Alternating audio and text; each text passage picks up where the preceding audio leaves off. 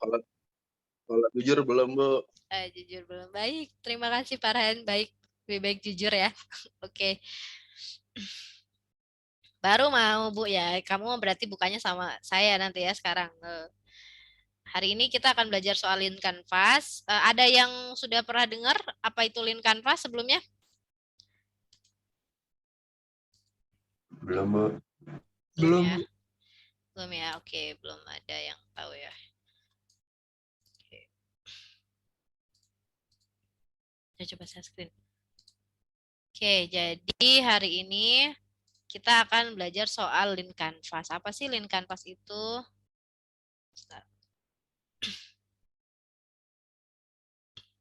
Nah, jadi suara saya kedengaran jelas ya semuanya ya? Kedengar, Bu. Oke. Jelas, Bu. Oke, baik. Jadi kita akan belajar soal Lean Canvas. Jadi Lean Canvas ini adalah salah satu template untuk menuangkan ide teman-teman gitu ya. Kalau teman-teman kemarin sudah membuat tim gitu ya, maka selanjutnya kita akan mulai meramu nih gini. Kira-kira nanti kita mau bikin bisnis apa ya gitu ya. Kemudian misalkan nanti ke depannya bisnis kita tuh akan punya customer seperti apa gitu ya. Semua ideasi atau misalkan pancaran ide dari teman-teman gitu ya, dari anggota kelompok dan sebagainya. Nah, kita akan tuangkan semua itu ke dalam template untuk membuat ide bisnis namanya Lean Canvas. Nah, Lean Canvas itu sendiri sebenarnya adalah metode rencana bisnis satu halaman gitu ya yang dibuat dari Asmauria. Sebenarnya ini tuh sebenarnya turunan dari bisnis model Canvas yang dibikin Alexander Osterwalder. Kalau teman-teman pergi ke Gramedia itu ada namanya buku bisnis model Canvas ya. Nah, itu sebenarnya yang lebih umum digunakan gitu. Cuman kalau bisnis model Canvas itu dia template yang digunakannya sudah menuju bisnis yang stepnya sudah lebih jauh gitu ya. Kalau misalkan di awal kita masih meramu ide, kita coba pakai idenya Lean Canvas. Jadi kayak untuk memaksimalkan ide teman-teman untuk mengecek gitu ya, validasi bahwa apakah ide teman-teman itu memang worth it untuk bisa dijadikan ide bisnis gitu ya. Terus kemudian strateginya gimana aja nih untuk nanti memperbesar ide bisnis teman-teman. Nah, penulisnya itu di buku Running Lean gitu ya pada tahun 2010. Nanti kalau teman-teman mau cari silakan nanti di internet juga banyak gitu ya atau ke Gramedia yang kalau lebih banyak di Gramedia itu bisnis model Canvas. Kalau misalnya teman-teman mau belajar lebih jauh. Nah, teman-teman bisa lihat sendiri ya ini tuh ada kolom-kolom ada sekitar 9 bukan 9 kolom ya, 9 kolom ya. Nah, 9 kolom ini yang kita perlu isi gitu ya dengan validasi ide bisnis kita, dengan mekanisme ide dari bisnis kita yang mau kita cek gitu ya. Seberapa jauh sebenarnya bisnis kita tuh membantu menyelesaikan masalah pengguna kita sendiri gitu ya. Nah, silin kanvas ini itu bisa berganti-ganti isinya tergantung dengan validasi yang teman-teman lakukan. Jadi kalau misalkan ternyata ide bisnisnya misalkan kayak ini, saya memvalidasi bahwa sebenarnya customer saya membutuhkan A, tapi ternyata setelah dicek ternyata customer saya tidak membutuhkan fitur A misalkan contohnya atau misalkan tidak membutuhkan rasa A misalkan kalau misalkan teman-teman bikin ide bisnisnya makanan contohnya kayak gitu ya. Nah, maka silin kanvasnya pun akan berubah gitu ya. Nah, itu menyesuaikan dengan ide bisnisnya teman-teman. Nah, di sini teman-teman bisa lihat ya ada beberapa kolom. Sorry, next. Nah, ini mungkin lebih jelasnya. Yang pertama di sini ada customer segment. Di customer segment itu teman-teman perlu mengidentifikasi sebenarnya siapa sih yang mau beli produk teman-teman. Siapa sih yang paling sangat membutuhkan produk teman-teman gitu ya. Kita nggak bisa cuman bisa menulis kayak ya udah pokoknya target market saya anak kuliahan deh gitu ya. Nah, anak kuliahan yang kayak gimana yang cocok dengan produk teman-teman gitu ya. Nggak bisa cuma nulis bahwa ya udah pokoknya saya mau cari anak SMA se-Bekasi Raya deh gitu ya. Nah, se-Bekasi Raya tuh kayak gimana, se-Depok Raya tuh kayak gimana gitu ya. Nah, itu tuh harus kita spesifikasikan lebih detail lagi supaya sebenarnya kita tuh kalau mau nyari customer gitu ya, apalagi 10 customer pertama itu sangat menentukan sekali kelangsungan bisnis kita ke depannya. Kalau kita salah menganalisis, berarti kita salah memberikan bentuk produk kepada customer kita. Nah, yang pertama yang memang selain tadi customer, kemudian juga yang mau kita selesaikan adalah problemnya gitu. Jadi masalah apa sih yang sebenarnya mau diselesain gitu ya? Kebutuhan apa sih yang memang diperlukan yang memang dengan produk kita tuh akan selesai gitu ya? Misalkan contohnya ketidaktersediaan misalkan panganan sehat. Nah, teman-teman bisa bikin makanan sehat, contohnya kayak gitu ya, ide bisnisnya. Atau misalkan mengurangi limbah misalkan kayak gitu ya, mengurangi limbah pakaian, maka teman-teman bisa bikin ide bisnis misalkan jualan second preload gitu ya, thrifting nah namanya. Nah, atau misalkan teman-teman punya ide bisnis membuat aplikasi apa gitu ya, itu bisa teman-teman sesuaikan. Tapi yang paling teman-teman harus identifikasi sebenarnya problem apa sih yang mau diselesaikan dengan produk teman-teman. Nah, kemudian teman-teman di sini bisa ngelihat ya ada tulisan existing alternatif. Existing alternatif itu sebenarnya artinya dari problem yang teman-teman define itu sudah ada solusinya. Tapi solusi ini tuh tidak cukup membantu, tidak cukup menyelesaikan. Tapi cukup kita tulis sebagai solusi existing alternatif di sininya ya. Kalau misalnya sudah ada. Contohnya, kenapa sih mau bikin ayam geprek versi B misalkan contohnya, sedangkan nah, ternyata di existing alternatifnya tuh udah ada ayam geprek versi A gitu ya. Nah, nanti teman-teman bisa lebih spesifikasi lagi gitu ya. Apa pembedanya problem dengan ayam geprek A? Apa yang menambah value dari ayam geprek A sehingga teman-teman bikin ayam geprek B gitu ya. Kemudian di sini ada unique value proposition. Unique value proposition itu adalah teman-teman perlu mendefine dengan jelas message atau pesan yang mau disampaikan ke customer secara jelas, singkat, padat gitu ya. Kenapa produk teman-teman itu perlu dibeli dan worth it untuk dibeli. Kenapa produk teman-teman itu satu-satunya produk yang terbaik yang bisa customer butuhkan gitu ya. Nanti teman-teman belajar untuk membuat message atau pesan yang lebih singkat sehingga orang tuh mau langsung membeli produk teman-teman gitu ya. Artinya produk teman-teman tuh worth it atau misalkan layak untuk dibeli gitu ya. Nah, di sini ada juga disebut high level concept. High level concept tuh misalkan kalau misalkan unique value proposition-nya sudah mendekati dengan ada contohnya misalkan ya produk yang sudah A gitu ya, yang sudah ada, yang sudah happening saat ini gitu ya, itu bisa digunakan sebagai pancingan supaya orang tuh paham sebenarnya produk kita teh seperti apa. Contohnya misalkan contohnya geprek bensu versi mungkin apa ya kayak mm, versi sambal gitu ya. Berarti kan dia bikin misalkan contohnya gepreknya sambalnya sambal apa misalnya contoh kayak gitu ya. Geprek bensu versi Sunda, geprek bensu versi Manado misalkan gitu. Karena kan dia pengen mengolah misalkan sambalnya rasa Manado misalkan contohnya gitu ya, sambal-sambal Manado, bukan sambal kayak cuman kayak sambal cikur, sambal terasi itu kan kayak sambal yang mungkin perpaduan orang Sunda misalnya contohnya kayak gitu. Nah, orang tuh biar tahu gitu ya produk kita tuh apa sih kebayangnya kayak gimana sih gitu ya. Nah, maka kita sangkutin dengan produk yang memang sudah happening, yang memang sudah levelnya sudah tinggi sehingga orang tuh ada di kepala mereka kalau nyebut ini. Misalkan contohnya Pepsodent, maka teman-teman kalau misalkan ternyata teman-teman bisa menciptakan misalkan pasta gigi gitu ya. Ternyata pasta gigi versi apa sih kayak pasta gigi versi misalkan kayak gigi sensitif contohnya kayak gitu ya. Nah, kemudian kalau memperkenalkannya si Sensodyne ini misalkan contohnya kan kayak gitu ya pasta gigi versi ke gigi sensitif karena orang nggak tahu sebenarnya pasta pasta gigi untuk gigi sensitif itu yang kayak gimana gitu. Kita ribet menjelaskannya, maka bisa dijelaskan dengan Pepsodent untuk gigi yang sensitif, misalkan contohnya kayak gitu, atau misalkan odol untuk gigi yang sensitif. Kan orang udah tahu ya di kepala mereka bahwa odol itu adalah pasta gigi gitu ya. Nah, itu yang teman-teman nanti kita bisa konsep nih sebenarnya gitu ya, bisa rancang supaya produk kita tuh mendekati ke yang mana supaya customer kita juga tidak salah menebak gitu ya.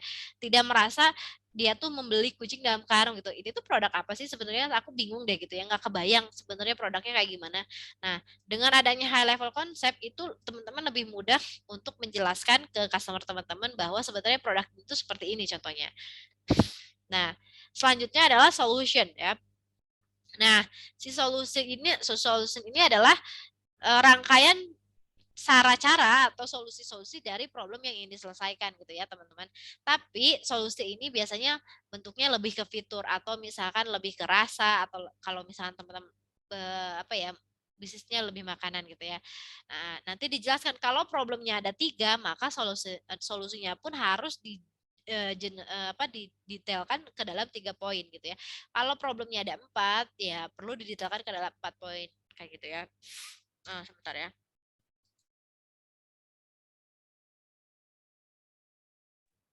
Selanjutnya, ini ada kolom cost structure atau misalkan revenue stream. Cost structure itu apa gitu. Jadi ini adalah kolom-kolom yang nanti teman-teman menuliskan biaya-biaya yang keluar untuk pembuatan produk teman-teman. Misalkan biaya penggajian, biaya marketing gitu ya. Teman-teman bisa tulis di sini gitu ya. Kemudian misalkan biaya apa namanya endorsement dan lain sebagainya. Nanti disusun di sini. Nah, revenue stream itu adalah teman-teman perlu menuliskan gimana caranya, modelnya, metodenya ini kita dapat uang dari produk ini. Misalkan kayak gitu ya. Apakah teman-teman jualannya di e-commerce misalkan kayak gitu ya. Berarti teman-teman bisa pakai bisnis model B2C gitu ya. Bisnis yang langsung ke customer gitu ya. Atau misalkan teman-teman kerjasama sama brand-brand besar itu namanya bisnis modelnya B2B gitu ya. Kemudian nanti kalau apakah teman-teman bekerja sama dengan pemerintah gitu ya. Berarti teman-teman punya bisnis modelnya revenue streamnya B2G gitu ya, bisnis to government. Nah, atau misalkan teman-teman memang kayak contohnya kayak subscribe gitu ya, subscribe kayak YouTube Premium dan lain sebagainya. Nah, itu tuh kan nge-subscribe gitu ya. Nah, itu nanti ada revenue streamnya adalah dengan subscribe. Nanti kita jelasin lagi di pertemuan selanjutnya kalau terkait revenue stream ya. Nah, terus kemudian kita bahas dulu deh yang nomor 4 nih. Yang nomor 4 itu channeling itu gimana caranya kita bisa masuk ke market. Teman-teman pakai jalur mana nih? Gitu ya. Apakah jalur sosial media misalnya kayak gitu ya, misalkan sosial media marketing gitu ya bisa dipakai, atau misalkan teman-teman kayak gathering komunitas, misalkan ada komunitas kalau misalkan teman-teman produknya menyangkut tentang misalkan contohnya jualan baju preloved gitu ya, baju bekas misalnya contoh kayak gitu, berarti kok teman-teman bisa menghubungi menggait komunitas thrifting, atau misalnya teman-teman jualan yang bersifatnya dengan sepeda maka gabung dengan komunitas sepeda, atau misalkan teman-teman kayak jualan sifatnya berjualannya makanan gitu ya, mungkin teman-teman gabung dengan komunitas para kulineri kayak gitu ya. Nah, itu teman-teman bisa tulis ini gimana caranya teman-teman tembus market teman-teman intinya kayak gitu ya. Gimana caranya produk teman-teman semakin banyak dikenal sama orang, itu caranya pakai apa aja, pakai WhatsApp blast gitu ya, atau pakai email marketing gitu ya, sosial media, gathering komunitas gitu, atau misalkan kayak kerja sama-sama apa gitu ya. Itu nanti teman-teman nanti akan belajar untuk merancang kira-kira kalau kita tuh bisa masuk lewat market mana nih, celah mana aja nih supaya orang tuh bisa lebih cepat kenal sama produk kita. Kemudian yang nomor 6 adalah key metric ya di sini. Nah, key metric ini adalah hal-hal yang dianggap sebagai panduan bahwa produk teman-teman tuh dianggap sukses karena apa poinnya gitu ya. Indikatornya karena apa nih produk teman-teman sukses gitu ya.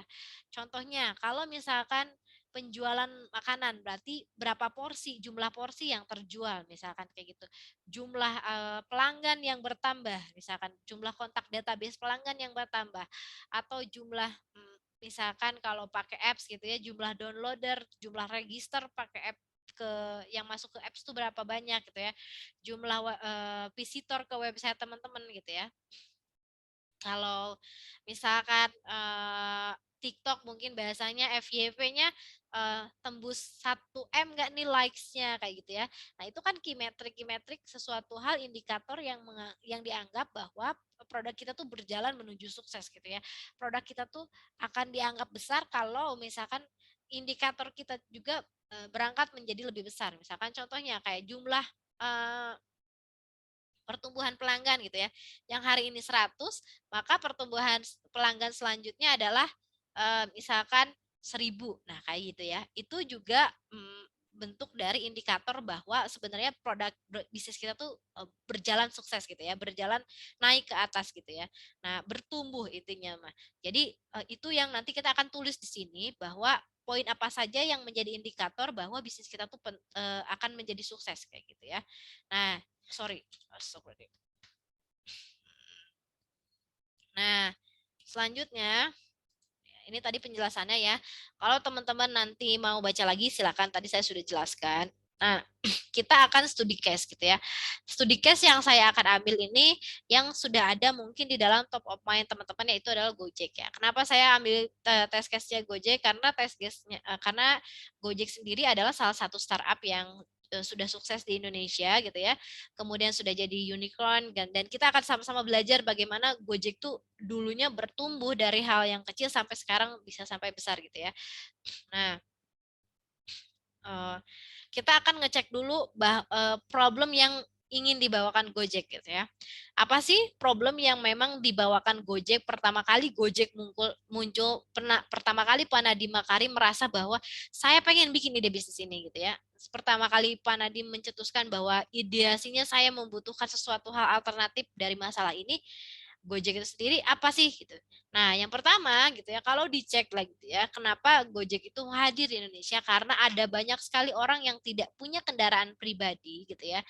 Kemudian menghadapi situasi kemacetan lalu lintas yang dianggap tidak normal gitu ya, terutama di kota-kota besar gitu ya, khususnya di Jakarta gitu ya, di mana Jakarta menjadi salah satu kota ekonomi, banyak orang melakukan transaksi, kemudian banyak orang melakukan apa namanya tuh bepergian gitu ya, dan membutuhkan jalur transportasi yang baik. Tapi kenyataannya banyak sekali kemacetan yang terjadi dan macetnya itu bisa sampai 2 sampai 3 jam gitu yang artinya menghabiskan waktu efisiensi bekerja yang habis jadinya di jalan. Nah, kemudian kan sebenarnya ada alternatif ya gitu ya, bahwa kita tuh sudah ada jadwal transportasi gitu ya, transportasi publik yang ada ternyata di Indonesia itu sama sekali belum teratur gitu ya. Jadi masih tidak terduga kita nunggu angkot di depan, misalkan kita jam 7 ternyata jam 7 belum datang gitu ya, karena mungkin angkotnya juga terjebak macet di tempat waktu gitu ya. Kita mau pergi juga kita nggak tahu angkotnya datang apa enggak gitu. Transportasi pada saat itu masih semrawut gitu ya. Sedangkan mobilitas orang-orang Jakarta gitu ya, terutama orang-orang yang memang bekerja di perkantoran di sektor Jakarta itu membutuhkan mobilitas yang tinggi. Nah, solusi alternatifnya pada saat itu udah ada belum nih gitu ya? Gimana caranya kita bisa berpindah satu ke jam 9, Nas, bangun, Nas. sorry. Ya, bentar siapa tuh yang dibangunin? Oke, sorry ya, bentar. Nah, berarti kan ada solusi alternatifnya nih, ojek pangkalan gitu ya. Nah, ojek pangkalan itu sudah menjadi salah satu top of mind solusi di orang-orang Jakarta pada saat itu, setidaknya untuk bisa menghindari macet gitu ya. Nah, tapi apa sih yang kurangnya dari ojek pangkalan pada saat itu gitu ya? Kita mendefine lagi gitu ya. Nah, ini misalkan contohnya kalau misalkan apa kurangnya dari ojek pangkalan ya, kita juga sama ya, ojek pangkalan sendiri hanya tersedia di pangkalan tertentu gitu ya, tidak kalau kita mungkin turun di daerah A nggak ada ojek pangkalan, tapi misalkan di daerah B ada gitu ya, terus kemudian juga jadwalnya tidak teratur, terus kemudian tarifnya tiba-tiba misalkan yang Gojek A mah baik, misalkan kayak sesuai dengan jalur kilometer sekian berarti dikasih tarifnya sekian gitu ya. Tapi kalau misalkan ada orang yang mungkin Gojeknya tidak sesuai, nah dia bisa menaikkan. Jadi fluktuatif harga ojek pun ya tidak ada standarisasinya gitu ya. Jadi ya suka-suka omong ojek aja gitu ya, karena kamu yang butuh maka kamu yang uh, akan mengikuti harga bayar saya gitu ya. Terus kemudian juga keamanan dari pengendaranya kita nggak bisa jamin gitu ya.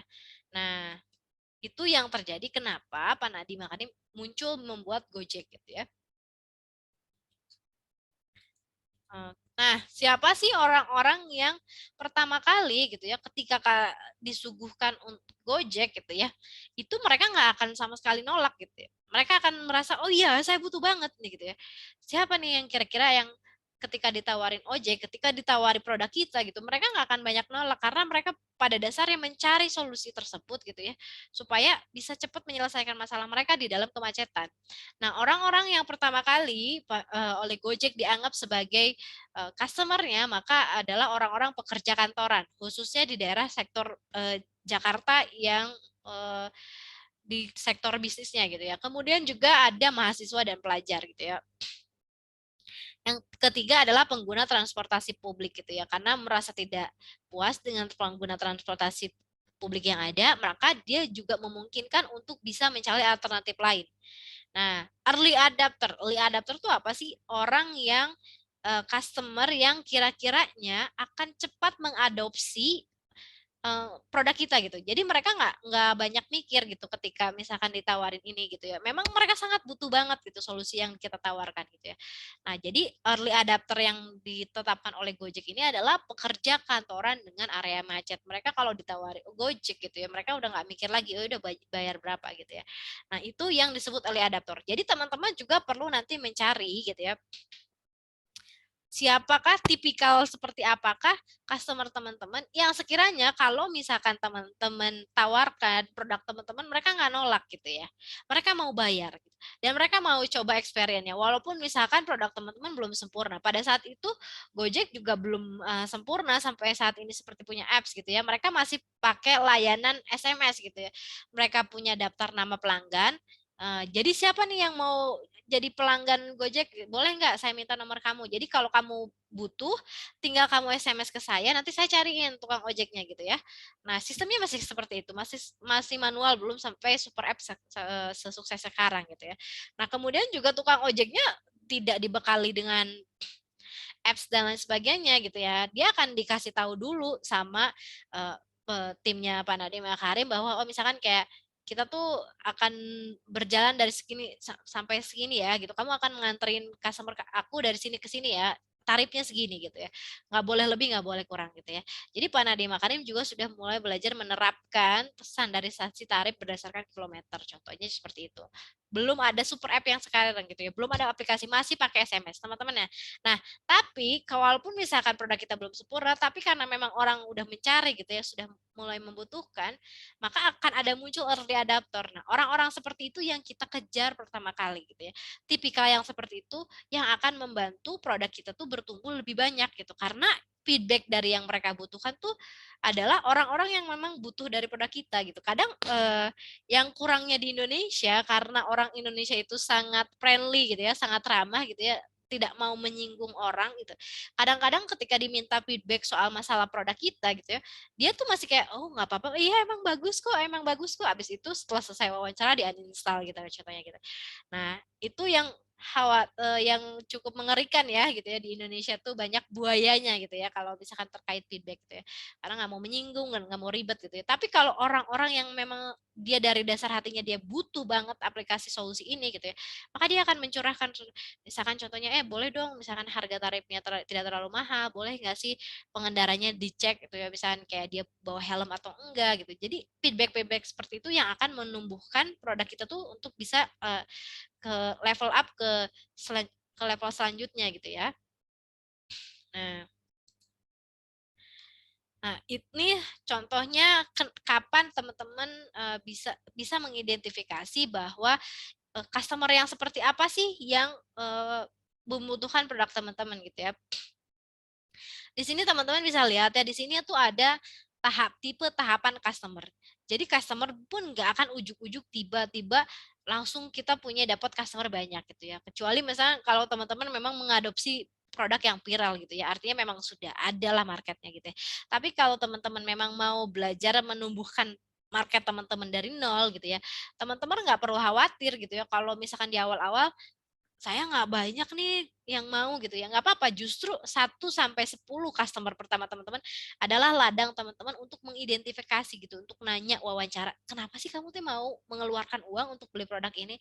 Kan produk ini nggak sempurna. Menurut teman-teman apa feedbacknya gitu ya? Kira-kira menurut customer produk ini bisa diapain lagi ya supaya bisa menyenangkan customer-nya gitu ya, supaya bisa lebih worth it lagi. Nah itu disebutnya dalam innovator dan juga early adapter. Ini ada bukan bagan ya, ini tuh kurva terhadap tipe tahapan user. Jadi si innovator ini ya memang di awal-awal yang misalkan memang dia mau membeli produk kita tanpa banyak berpikir gitu ya. Kemudian juga ada early adapter. Ini persentasenya masih sangat kecil ya teman-teman, lihat ya. Nah lihat ya, 2,5% gitu ya, kecil banget gitu ya. Nah kemudian nanti kalau teman-teman sudah punya tipikal yang sama, makanya kita tuh kalau pengen punya customer nggak cukup dengan kayak ya udah anak SMA aja gitu, ya udah anak kuliah aja adalah customer segmen saya. Nah teman-teman perlu ngecek gitu ya, anak kuliah yang seperti apa gitu ya, early adapter yang mana nih yang bisa mengadopsi produk teman-teman. Jadi intinya si innovator ini adalah orang yang mau memberikan feedback eh, ke dalam produk kita, setelah itu juga early adapter. Nah, kalau misalkan sudah mulai rame gitu ya, sudah mulai viral lah produk kita gitu ya, sudah banyak yang tahu, maka kita akan dapat yang namanya early majority. Orang akan udah mulai tahu produk kita tuh seperti apa gitu ya. Kemudian juga late majority ya ngikut gitu ya, kalau udah rame banyak banget baru dia mau ngikut gitu, tapi sebenarnya dia butuh nggak butuh. Nah si Lagarde ini yang memang adopsinya lambat banget gitu ya, jangan sampai kita tuh menemukan tipikal yang salah gitu ya. Sebenarnya ini bagi produk kita tuh dia tuh lagar gitu ya, mau di gimana pun kita wawancara, mau kita bagus-bagusin gitu ya produk kita tuh di depan customer ini, ya pada dasarnya customer ini nggak butuh, ya mereka nggak akan mengadopsi produk kita gitu, dia nggak mau gitu. Nah itu yang teman-teman perlu perhatikan, kenapa harus sampai detail, teman-teman tuh jangan sampai salah memilih customer ya. Nah bagi contohnya tadi, bagi Gojek itu sendiri mungkin inovatornya adalah orang-orang yang memang contohnya spesifikasinya ya, orang-orang yang bekerja di BSD gitu ya, di lingkungan sekitar BSD gitu ya, perkantoran BSD, perkantoran situ. Di situ lalu lintasnya macet, kemudian mobilitas orangnya tinggi, bisa jadi meetingnya di tempat A, meetingnya di tempat B dan lain sebagainya kayak gitu ya. Kemudian inovatornya itu sendiri ya udah pasti daerah Jakarta lah ya gitu ya. Nah, kalau daerah Jakarta itu sudah pada mengenal layanan Gojek gitu ya, produk Gojek itu sendiri. Nah, mulailah nih Jabodetabek kena nih, Bekasi kena nih, Depok kena nih gitu ya. Mulai rame nih si early majority-nya supaya. Nah, setelah itu late majority ya Gojek berkembang sampai Bandung, sampai kota-kota 25 kota besar dan lain sebagainya gitu ya. Tapi ada yang memang ya kayak contohnya orang-orang yang memang tidak memerlukan Gojek, bisa jadi orang-orang yang tinggal di bukan kota besar gitu ya, maka tidak perlu pakai Gojek juga gitu. Jadi dia akan mengadopsi Gojek ketika misalkan dia pergi ke kota besar gitu. Tapi kalau dia stay sendiri di kotanya dan misalkan itu kotanya bukan kota besar, maka dia nggak perlu juga Gojek gitu ya. Nah, ini juga ada example dari Facebook gitu ya. Facebook itu sendiri dia Mark Zuckerberg gitu ya, dia menemukan inovatornya adalah orang-orang Harvard gitu ya. Bahkan lingkungan spesifikasi sendiri bahwa anak IT-nya Harvard gitu ya. Dia bikin komunitas untuk sosial media hanya tersebar di teman-teman perkuliahannya aja gitu ya. Kemudian karena happening gitu ya, nah dia mulailah bisa tersebar ke satu Harvard gitu. Nah early adapternya sendiri gitu, itu adalah student from Ford University. Jadi mahasiswa-mahasiswa di sekitaran Harvard gitu ya, yang lebih dekat ke Harvard. Misalkan mungkin kalau ST Nurul Fikri nyebrangnya ke UI, terus misalkan ke universitas di sekitarnya juga ada yang lain. Nah, contohnya kayak gitu. Nah, sampai booming lah gitu kan Facebook di US gitu ya, sampai dia dapetin 5,5 juta user pertamanya gitu ya. Nah, setelah itu ya late majority-nya tiba-tiba karena anaknya pakai Facebook, apa sih Facebook dan lain sebagainya gitu ya, maka orang tua perlu ikut mengontrol, maka orang tua lah yang mulai masuk ke dalam Facebook itu ya, itu namanya late majority. Jadi udah happening duluan, udah rame duluan baru kita mau mengadopsi. Ya Lagarde, ya nenek kita masuk pakai Facebook dan lain sebagainya. Jadi pada dasarnya teman-teman, jangan langsung teman-teman tuh ketika punya produk, ya saya pengen punya marketing lah, happeningnya gede banget gitu ya. Tanpa dicek dulu nih di lingkungan sekitar bahwa tanpa kita ngecek dulu nih sebenarnya customer kita tuh yang mana yang tipikalnya seperti apa gitu ya. Maka itu jadinya nanti teman-teman akan jadi ember bocor. Teman-teman mengeluarkan biaya marketing yang besar. Taruhlah misalkan contohnya teman-teman ngeprint layer misalkan kayak gitu ya untuk mempromosikan produk teman-teman sampai 1000 eksemplar misalnya contohnya gitu. Disebarin aja semua di Nurul Fikri misalnya contohnya kayak gitu ya. Nah, tanpa sebenarnya tahu udah mah yang paling mengerikan adalah misalkan kalau teman-teman belum ngecek sebenarnya siapa customer-nya teman-teman, pertama bocor ya, artinya semakin orang yang kena marketing kita itu tuh nggak mungkin beli pakai produk kita gitu. Jadi mereka nggak tertarik, nggak berminat untuk pakai produk kita. Setelah itu yang paling mengerikannya adalah teman-teman ketemu hater gitu ya. Dimana hater itu misalnya kayak dia memang akan dia merasa dia tidak butuh itu, tapi dia mengomentari sesuatu hal yang jelek ke dalam produk kita gitu ya. Nah, parahnya lagi hater ini bisa menyebarkan ke dalam community terkait produk kita. Nah, itu yang makanya kenapa kalau misalkan melaunching produk di awal-awal jangan langsung disebar ke dalam komunitas yang besar. Pastikan dulu komunitas kecil menerima feedback, kemudian dirubah setelah ada feedback baru misalkan melangkah. Misalnya contohnya kalau tadi kita cari dulu 1 sampai 10 customer kita, setelah itu baru kita sebarin ke 100 customer, mulailah 1000 customer kalau udah nggak ada lagi apa namanya komplainan dan sebagainya baru kita sebar secara lebih luas. Nah ya itu trik gimana caranya kita bisa mengembangkan produk kita supaya tidak jadi bumerang bagi kita sendiri. Nah ini apa perbedaannya sih satu sama lain gitu ya? Seperti yang teman-teman lihat di sini ada perbedaan yang tertera ketika kita bisa mengidentifikasi customer kita gitu ya. Nah, si innovator ini adalah orang yang punya masalah gitu ya. Kalau tadi case-nya adalah dia Gojek gitu ya. Dia merasa dia punya masalah banget gitu ya dengan waktu dan kemacetan gitu ya. Dia udah merasa dia punya masalah. Si early adapter pun juga sama, dia merasa masalah juga. Early majority juga ya misalkan orang sekitaran Jabodetabek juga merasa bahwa kemacetan ada aja gitu ya. Nah, si light majority juga merasa seperti itu. Tapi yang membedakannya adalah mereka menyadari nggak nih punya masalah gitu ya. Jadi kalau udah tahu punya masalah, tapi diem-diem aja dia nggak ngerasa dia mau membetulkan masalah tersebut gitu ya. Nah, dia berarti tipikalnya bukan innovator. Nah, kalau innovator dia menyadari dia punya masalah. Iya gimana ya gimana. Dia tuh apa namanya tuh oh iya ya macet ini sangat menjadi masalah buat saya gitu ya. Nah, yang innovator ini dia aktif mencari solusi gitu ya. Artinya kalau misalkan ada masalah gitu ya, dia mencari solusinya. Kira-kira kalau saya pakai macet, apa ya alternatifnya? Misalkan contohnya dia bangun lebih pagi, kemudian dia cari ojek juga, dia pakai taksi juga. Dia mau mengeluarkan uang besar untuk pakai taksi contohnya gitu, untuk menghindari kemacetan dan lain sebagainya. Dia selama ini aktif nih mencari solusi alternatif misalkan kayak gitu. Dia meeting di tempat mana. Ya intinya dia gencar lah gitu ya melakukan sesuatu gitu ya makanya.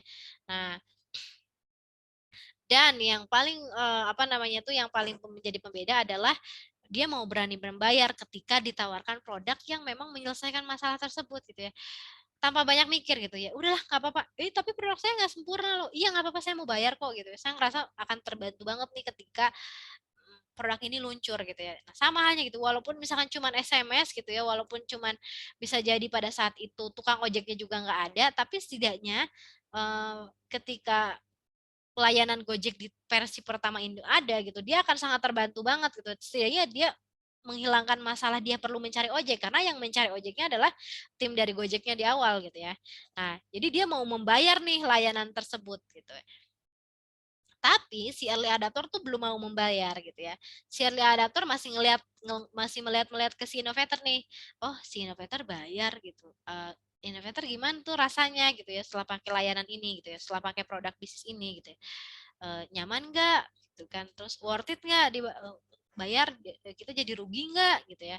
Dia masih bertanya-tanya seperti itu si early adapter tuh gitu ya. Nah, setelah late majority gitu ya, ya late majority mah lihat dulu nih kayak udah ternyata udah banyak yang pakai ya gitu ya, ternyata udah banyak yang mau bayar juga ya gitu ya, baru dia mau ngikut gitu ya. Jadi pastikan teman-teman dapet ini customer yang tipikalnya innovator ini gitu ya, yang mau membayar dan mau memberikan feedback ke dalam produk teman-teman supaya bisa lebih baik lagi ke depannya.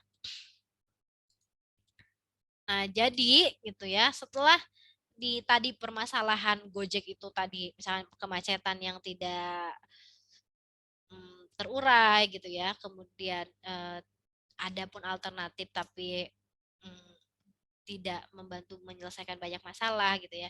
Maka solusi yang ditawarkan Gojek adalah an ojek for every needed gitu ya. Jadi kan ojek untuk segala occasion gitu ya. Satu yang pertama yang dia tawarkan solusinya ini berupa fitur ya. Teman-teman, sebentar. Yang pertama adalah jasa transportasi yang bisa dipanggil kapan aja, penting banget gitu ya, karena dia membutuhkan, karena si orang-orang yang membutuhkan aplikasi Gojek gitu, dia nggak perlu lagi harus cari datang dulu ke pangkalan ojek gitu ya, harus cari di mana nih tukang ojek, dia bisa dipanggil kapan aja gitu, tinggal pesan bisa dipanggil. Kedua adalah tarifnya transparan. Jadi tarif kendaraan yang sudah ditentukan. Jadi jelas gitu ya. Jadi dia nggak pakai layanan kucing dalam karung. Jadi kalau misalnya kilometernya 10 kilometer maka akan dihitung 10 kilometer dengan tarif sekian, bisa contoh kayak gitu. Dan pengendaranya aman karena sudah terverifikasi. Ini adalah hal-hal yang memang menyelesaikan masalah-masalah yang tadi. Kalau tadi masalahnya ada 3, maka berarti solusinya juga perlu ada 3 kayak gitu ya. Nah, teman-teman, tadi kan kita bahas di kolom yang kedua ada namanya value proposition. Gimana sih caranya kita bisa menemukan value proposition? Adalah sesuatu hal yang dianggap bervalue, dianggap worth it gitu ya sama orang, sama customer kita, bahwa customer kita tuh mau bayar gitu. Nah, gimana caranya kita bisa menemukan ini? Nah, kita perlu mengidentifikasi lebih dalam hal masalah customer profile gitu ya, personanya gitu ya, secara psikologisnya orangnya kayak gimana, demografinya seperti apa gitu ya. Itu yang kita akan cari di analisa customer gitu ya. Jadi ada customer job. Jadi misalkan ada sesuatu hal yang memang customer lakukan. Customer job itu bukan bukan cuman pekerjaan ya, bukan kayak karyawan, dosen, mahasiswa dan bukan kayak gitu. Tapi apa sih yang sesuatu hal yang dilakukan? Misalkan kalau karyawan maka dia perlu pergi ke kantor. Nah, itu namanya pergi ke kantor, itu namanya customer job ya. Misalkan kayak mahasiswa artinya mempelajari modul. Nah, itu contoh hal-hal customer job yang dilakukan ya. Gains itu adalah sesuatu hal yang membuat customer-nya senang. Pain itu adalah sesuatu hal yang sifatnya menyakitkan bagi customer, sesuatu hal yang dianggap masalah yang tidak ingin dilalui oleh customer itu sendiri. Nah, ketika kita menganalisa customer kita sampai dalam banget, nah kita akan mengubah produk kita tuh, mempackage produk kita tuh menjadi produk yang seperti apa? Yang memang satu, produknya udah bagus, kemudian yang pasti di make sure gitu ya, bahwa produk ini punya gain creator atau menciptakan sesuatu hal yang menyenangkan bagi customernya, dan juga untuk merilis sesuatu hal yang tidak menyenangkan gitu ya. Jadi ada, walaupun misalkan produknya bagus secara packaging dan lain sebagainya, tapi kalau produk ini tidak menciptakan gain creator atau misalkan sesuatu hal yang menyenangkan bagi customernya gitu, bisa jadi produk itu nggak jadi dibeli gitu ya. Atau misalkan kayak ya udah packagingnya bagus, tapi sebenarnya secara fitur, secara kegunaan dia tidak menyelesaikan masalah customer, tidak ada fan relieversnya gitu, maka produk ini jadi nggak bervalue gitu ya. Maka ketika teman-teman mendesain produk ini, produk teman-teman perlu ada 3 kategori ini supaya kita bisa menemukan value proposition-nya apa. Nah, gimana caranya kita mengidentifikasi hal tersebut? Kita fokus lagi ke dalam customer. Tadi saya sudah bilang bahwa customer segment itu kita klasifikasikan lebih dalam lagi ya. Kita cek dulu demografinya, geografisnya, psikografisnya, perilakunya seperti apa. Nah, contoh lagi, misalkan contohnya Fami ya. Pami kenapa sih memilih anak usia SD ataupun TK ataupun SMP? Tidak dengan anak usia SMA ataupun mahasiswa bagi orang tuanya ya, misalnya kayak gitu ya. Karena misalkan anak-anak dengan usia di bawah 17 tahun gitu, decision makingnya atau misalkan penentuan keputusannya itu masih ditentukan sama orang tua kebanyakan, misalkan contohnya kayak gitu ya. Maka powerfulnya orang tua masih tetap digunakan. Jenis kelamin juga beda ya. Behavior customer laki-laki dengan behavior customer perempuan itu beda. Misalkan contohnya, kalau mahasiswa laki-laki itu misalkan contohnya apa ya istilahnya, behaviornya contohnya kayak dia tidak terlalu mementingkan misalkan apa namanya tuh fashion. Tapi kalau misalkan kebanyakan mahasiswa perempuan dia mementingkan fashion gitu. Contoh seperti itu ya. Pasti kan ada behavior yang berbeda misalkan gitu. Kalau misalkan jenis kelaminnya misalkan perempuan dia lebih suka bersama-sama, tapi kalau misalkan laki-laki dia bisa pergi sendiri, contohnya kayak gitu. Nah, pekerjaan juga jadinya akan menjadi indikator yang berbeda.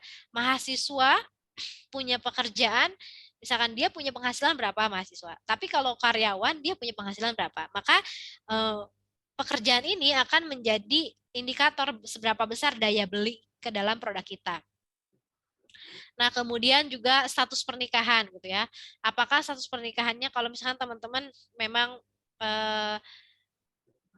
maaf, memfokuskan ke dalam customer yang sifatnya dia perlu ada status pernikahan. Contohnya menikah usianya 1 tahun beda dengan menikah yang sudah usianya 7 tahun. Karena bisa jadi kalau sudah 7 tahun dia sudah punya anak, maka penentu keputusan juga ada kebutuhan anak gitu ya.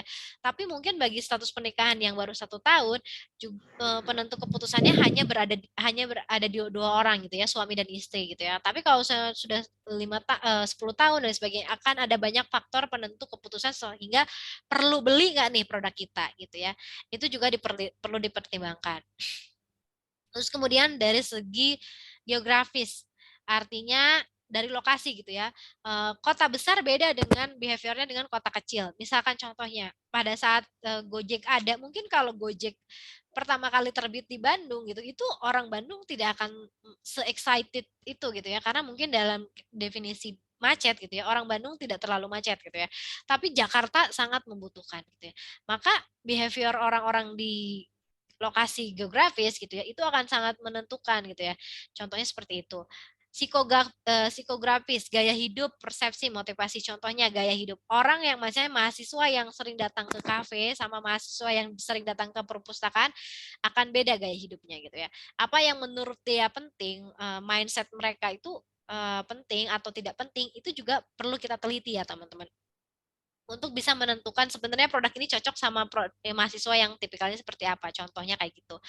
Misalkan mahasiswa yang punya uang jajan di atas 1 juta per bulan dengan mahasiswa yang di bawah 500.000 per bulan, maka akan beda penentuan keputusannya dalam hal membeli produk gitu ya. Dalam hal menentukan harga juga akan beda. Nah, motivasinya beda. Misalkan contohnya motivasi yang teman-teman mahasiswa yang mungkin datang cuman ngikutin pembelajaran dengan mahasiswa motivasi yang memang mau dapat beasiswa. Maka mungkin kalau misalkan behaviornya orang-orang yang mau dapat beasiswa, dia akan belajar make sure bahwa nilainya A semua, terus kemudian dia punya networking ke dosen dan lain sebagainya. Itu kan behavior yang kita bisa lihat ya teman-teman. Bisa kita cek gitu ya, bisa kayak oh ternyata orang ini mah kayak gini ya, ternyata oh dia mah tipikalnya suka nongkrong. Oh kalau punya nongkrong mungkin bisa jadi networkingnya banyak gitu ya, dia punya banyak kenalan dan sebagainya. Oh tapi misalkan kayak gitu, kenapa dia berfokus di misalnya contohnya di perpustakaan, apa sih yang dia dapat? Oh berarti kalau misalkan produk teman-teman yang tipikalinya memang membutuhkan knowledge besar, misalnya contohnya kayak gitu, nah itu bisa diajak. Nah itu kan jadi kita bisa ngelihat sebenarnya orang ini tuh pas apa enggak sama produk kita. Jadi kita nggak random ngambil sembarang orang untuk bisa ngetes produk kita gitu ya. Nah, terus perilaku juga, pola konsumsi, pola pembelian, respon terhadap produk. Misalnya contohnya berapa kali mahasiswa ini beli ayam geprek ya, nah itu misalnya contohnya kayak gitu ya. Apakah beli ayam gepreknya setiap hari gitu ya, atau misalkan seminggu cuma 2 kali, atau misalkan contohnya atau tidak pernah beli ayam geprek. Oh berarti kalau misalkan contohnya tidak pernah beli ayam geprek, berarti tipikal mahasiswa yang hidupnya sehat, contohnya mungkin kayak gitu ya. Atau misalkan kayak pola konsumsinya beli ayam gepreknya misalkan sebulan full tuh sampai 30 hari dia makan ayam geprek. Berarti dia memang misalkan menyukai sesuatu hal yang sifatnya bentuknya lebih gurih dan lain sebagainya. Dia tipikal orang yang memang tidak mau ribet soal masalah makanan, misalkan seperti itu. Nah, itu kita bisa lihat ya. Kalau misalkan teman-teman punya empathy, kalau misalkan teman-teman punya empathy map-nya yang berbeda, maka harus dibikin lagi customer service-nya beda. Kalau misalkan teman-teman mau ngambil mahasiswa ya, mahasiswa laki-laki. Oh, ternyata mahasiswa laki-laki juga doyan nih sama produk kita. Sama mahasiswa perempuan juga doyan sama produk kita. Nah, empatinya tuh berubah gitu ya. Kalau perempuan, perempuan yang kayak gimana? Misalkan pakai jilbabnya yang contohnya seperti apa, terus kemudian juga aksesoris perkuliahannya seperti apa, atau misalkan kalau laki-laki apa sih yang menurut mereka persepsinya paling penting dan sebagainya. Itu teman-teman bisa dibikin di sini ya. Nah, customer job ini sifatnya adalah terus kemudian selanjutnya adalah customer job ya. Fungsional, pekerjaan yang harus dilakukan. Kalau contohnya mahasiswa, pekerjaan yang harus dilakukan mahasiswa apa sih? Kayak belajar gitu ya. Belajar online pada saat contohnya kayak gitu. Berarti kebutuhan misalkan contohnya kebutuhan terhadap internet juga besar gitu ya. Kebutuhan terhadap misalkan infrastruktur contohnya seperti laptop atau handphone gitu ya. Itu juga besar. Jadi anggapannya kalau misalkan ternyata contohnya saat ini kita masih online gitu ya, belajar dari rumah, maka sangat penting kan punya handphone ataupun laptop untuk pembelajaran gitu. Tapi mungkin kalau ketika memang sudah offline, kebutuhan internet itu menjadi tidak penting gitu ya. Nah, jadi pekerjaan yang dilakukan nanti teman-teman bisa nge-define gitu ya. Sebenarnya kalau mahasiswa tuh ngerjain apa aja sih gitu ya. Terus kemudian yang menyangkut terhadap problem yang kita mau selesaikan ya gitu ya. Kalau pekerja kantoran ya dia harus pergi ke kantor gitu ya, melewati jalan raya, maka itu yang dianggap penting untuk datang tepat waktu. Misalkan contohnya ya, kalau problemnya Gojek misalkan contohnya. Bagi pekerja itu datang ke kantor tepat waktu itu penting supaya satu tidak ada track record jelek terhadap pekerjaan mereka gitu ya, kedua tidak ada emosional yang dilemparkan oleh atasannya, bisa jadi kayak gitu ya. Nah, seberapa sering dan tidak sering, seberapa sering misalkan kalau Gojek gitu ya, seberapa sering orang ini pakai kendaraan gitu ya, seberapa sering membutuhkan kendaraan, misalnya contohnya karena rumahnya jauh, maka mode transportasi itu akan sangat sering digunakan gitu ya, menjadi satu kebutuhan gitu ya. Tapi mungkin orang-orang yang tinggal yang ngekosnya dekat kantor itu tidak akan sering pakai kendaraan. Contohnya seperti itu. Mahasiswa apa sih yang membuat mahasiswa itu sering untuk membeli produk kita gitu ya? Ada kebutuhan emosi gitu ya. Jadi kebutuhan emosi yang diperlukan sama orang tersebut, misalkan contohnya keselamatan, keamanan, kesehatan, contohnya gitu. Kenapa sih mau apa namanya? Kenapa orang ini tuh mau beli vitamin karena dia mau eh, punya sesuatu hal yang sifatnya kesehatan. Kenapa sih mau beli ayam geprek gitu ya? Karena dia mendapatkan kenikmatan dari ayam geprek tersendiri gitu ya. Emosionalnya, sisi emosionalnya yang kita sentuh juga perlu kita analisa gitu ya. Kemudian sosialnya juga ada mendapatkan pengakuan, kekuasaan atau pujian, contohnya kayak gitu. Itu yang pengen didapat. Misalkan contohnya kalau misalkan Gojek itu eh, bagi yang pengguna Gojek, dia bukan tipikal orang gengsian, tapi dia lebih senang dia akan dapat pujian dari atasan datang tepat waktu. Contohnya seperti itu ya. Nah, kemudian yang akan dipenuhi oleh produk, apakah sisi dari komunikasinya, pendidikannya, pangan dan lain sebagainya. Yang kebutuhan dasar ya, papan, pangan, standar yang produk kita tuh maksudnya kayak yang mana gitu ya. Nah, itu teman-teman bisa define. Nah, ini contohnya ya kita balik lagi test case-nya ke Gojek gitu ya. Nah, kita cek nih, geografi dari Gojek itu sendiri berarti ada di Jakarta. Jakarta itu kota besar contohnya gitu ya. Nah, kemudian demografinya dia bekerja tapi tidak menggunakan kendaraan pribadi. Nah, psikografinya adalah orang yang tidak gengsi gitu. Yang penting pekerjaan saya selesai, mobilitas saya selesai gitu ya, bisa meeting satu tempat ke tempat yang lain dalam satu hari contohnya. Nah, behaviornya adalah mobilitasnya tinggi. Jadi berpindah dari satu tempat ke tempat yang lain gitu ya.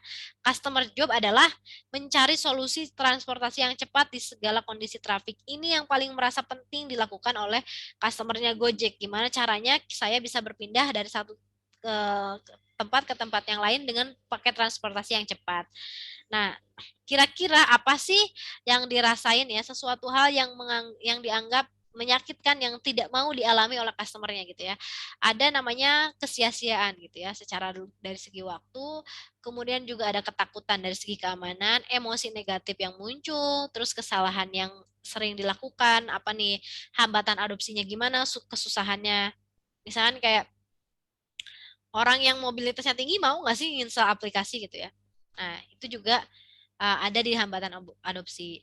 Yang tidak disukai dari solusi existing itu apa contohnya? Nanti kita bahas. Nah, terus ada yang ingin didapatkan sama si customer ketika setelah menggunakan aplikasi Gojek adalah adanya penghematan. Penghematan dari segi waktu dan juga biaya. Kemudahan ya, bisa dipanggil kapan aja. Pencapaian diri yang ingin diraih. Terus output ya, solusi yang diharapkan. Misalkan dia punya transportasi yang cepat gitu ya, daya tariknya sendiri yang disukai itu seperti apa gitu ya. Nah, ini yang tadi saya jelaskan ya, yang kalau dia merasa sia-sia, apa sih yang sia-sianya? Ya itu waktu, biaya yang terbuang.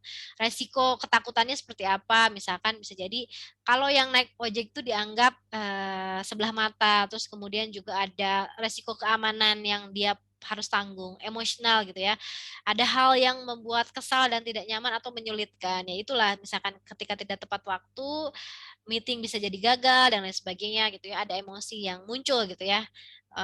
Kemudian juga yang tidak disukai dari solusi existing adalah malfunction, contohnya semena-menanya tarif gitu, contohnya kayak gitu ya, ketidakamanan fitur, performansinya juga kadang-kadang mungkin bisa dapat ojek yang serampangan gitu ya, tidak punya standarisasi pengendaraan yang baik, kesalahan pengguna. Nah, ini ada customer gain yang diharapkan sebaliknya ya dari tadi yang dipermasalahkan, yang diharapkan yang ingin dicapai contohnya seperti apa kayak gitu ya. Nah, ini yang kita bisa analisa lagi nih gitu ya. Kesia-siaannya dalam segi apa nih gitu ya. Customer jobnya kita define lagi. Ya tadi waktu mencari Gojeknya, mencari ojeknya, terus kemudian ya ketakutannya dari segi image sosial, keselamatan berkendara, emosi negatifnya apa nih? Misalkan emosi negatifnya cari pangkalan, terus tiba-tiba udah jauh-jauh dia nggak dapat juga gitu ya. Tidak berhasil menawar dengan harga yang masuk akal gitu. Kemudian ini hambatan adopsinya ya kita harus install aplikasi gitu ya. Nah, contohnya itu tuh kadang-kadang malesin bagi orang-orang yang apa namanya tuh kita mengidentifikasi gitu ya bahwa apa sih hambatan orang ini dalam mengadopsi produk kita. Contohnya udah tahu mobilitas tinggi gitu ya, handphone penuh, dipakailah untuk install aplikasi masih males, masih kayak susah.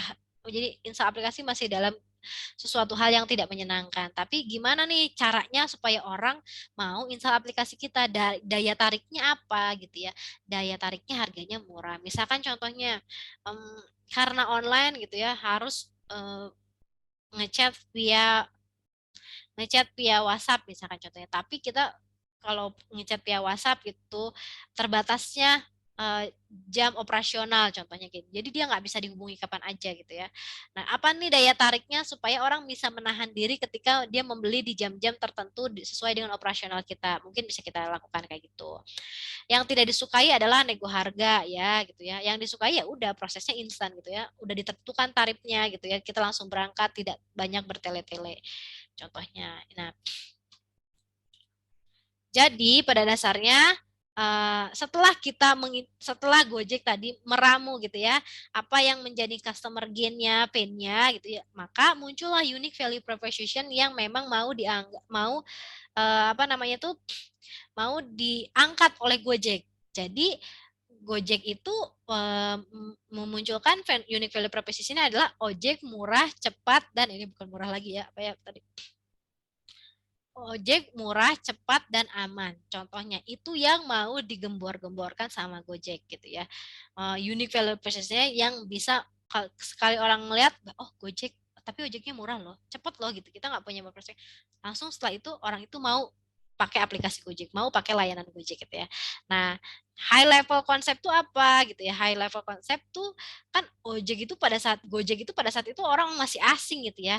Nah, yang sudah ada saat ini dengan sistem yang murah cepat gitu ya, terus kemudian aman gitu ya, itu tuh saat itu tuh adalah Bluebird gitu ya, di mana Bluebird sudah menetapkan tarif dengan jelas oleh si drivernya, terus kemudian bisa dipanggil gitu ya pihak customernya Bluebird. Setelah itu juga aman gitu ya, kita tahu sendiri bahwa integrity Bluebird saat itu tinggi sekali gitu ya. Maka supaya orang gampang mengenalnya gitu ya, maka bisa disebut Bluebird versi ojek gitu ya. Nah, itu yang memunculkan supaya orang-orang customer-customer kita gitu ya, atau orang-orang baru ini lebih cepat mengadopsi produk kita dengan menggunakan menawarkan unique value proposition dari produk kita ataupun high level konsep yang lebih mudah menjelaskan. Gojek tuh apa sih gitu ya pada saat awal-awal muncul ya. Ini tuh Bluebird-nya versi Gojek. Orang udah berpikir bahwa top of mind-nya Bluebird tuh adalah ya taksi paling aman, taksi paling jujur gitu ya, paling murah dan sebagainya, dan bisa bisa dipanggil kapan aja. Nah, mungkin itu saja yang bisa saya jelaskan hari ini ya teman-teman terkait Lean Canvas. Kita masih ada beberapa sektor yang belum dijelaskan, nanti kita sambil jalan aja gitu ya. Tapi kalau misalkan teman-teman sudah punya produk kira-kira mau bikin apa gitu ya. Nah, silakan nanti teman-teman define nih masalah apa yang mau diselesaikan, siapa customer segmennya, terus kira-kira kayak si customer ini mengalami hal-hal apa ya secara psikologis, demografi gitu ya, sehingga masalah mereka bisa diselesaikan sama produk kita gitu ya. Nah, kalau misalkan teman-teman sudah punya produknya seperti apa gitu ya, sudah punya idenya seperti apa, nanti teman-teman tinggal mengisi Lean Canvas poin 1 dan 2. Poin 1 dan 2 itu adalah poin problem, customer segment, dan juga poin unique value proposition. Nanti tinggal dibikin customer pain sama gain-nya gitu ya. Nah, mungkin itu saja yang bisa saya sampaikan. Kita akan mulai ke sesi tanya jawab jika ada sesuatu hal yang tidak mengerti dari yang saya sampaikan. Silakan ya. Ada yang mau ditanyain nggak? Sambil menunggu, boleh raise hand atau misalkan ketik di kolom chat ada yang belum mengerti. Saya sambil drop link absen.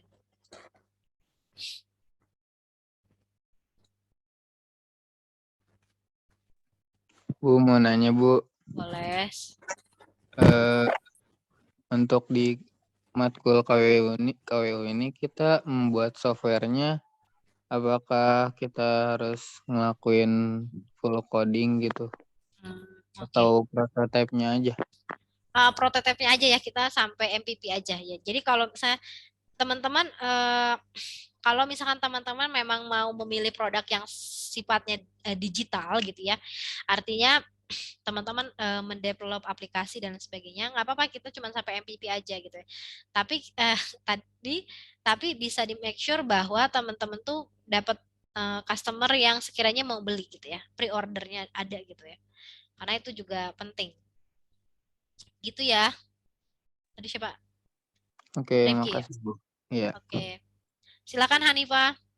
Mau bertanya, untuk pain dan gain itu, customer pain and gain, gimana cara mendapatkannya? Apakah melalui feedback setelah mereka menggunakan aplikasi kita, ataukah kita sudah merencanakannya dari awal? Perkiraan pain dan gain mereka tuh apa gitu?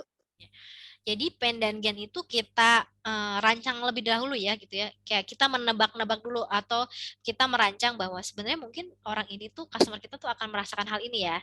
Nah, setelah kita rancang, kita perlu langsung terjun validasi gitu ya, wawancara. Bener nggak sih yang dia rasain? Misalnya kayak, misalkan Hanifa mendeteksi gitu ya bahwa fan-nya tuh misalkan kayak dia merasa kesedihan, merasa sedih, merasa lonely, misalkan kayak contohnya kayak gitu ya, pain-pain yang dirasakan customer, contohnya Hanifah gitu ya.